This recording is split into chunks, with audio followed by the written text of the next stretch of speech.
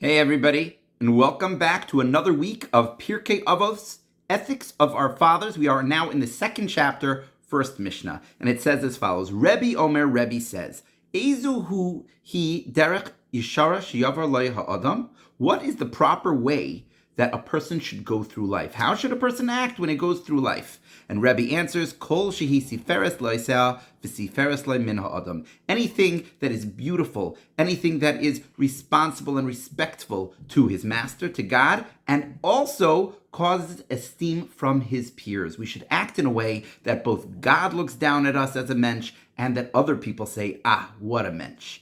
Now, this answer has to have a lot of questions, because what do you mean?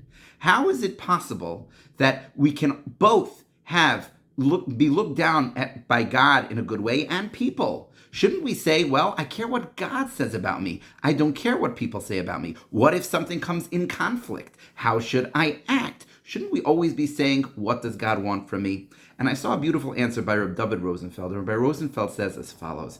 He says, when we are acting in the proper way, when we are doing the mitzvahs and doing what God wants us to do, we also have to keep in mind how we're looked at by the world. We can't just close ourselves off and say, that's it, I'm stuck in here and I don't care what anybody else says, and just do what I think is right. No, we have to dress properly. We have to act nicely to others. We have to make sure that when other people look at us, they say, wow, that's a mensch, as well as God saying it. And the Talmud even says that when people look at a Torah scholar, they should say, oh, blessed is the father who raised such a person. Blessed is the rabbi who taught such a person. That is the way that we have to act, both pleasing to God and pleasing to people.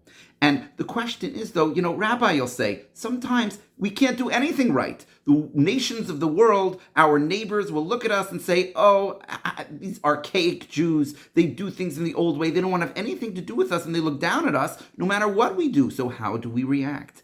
And I think the answer is that the truth is that if we act responsibly and we act kindly and we do what we're supposed to do, eventually it will earn the respect of even the biggest haters.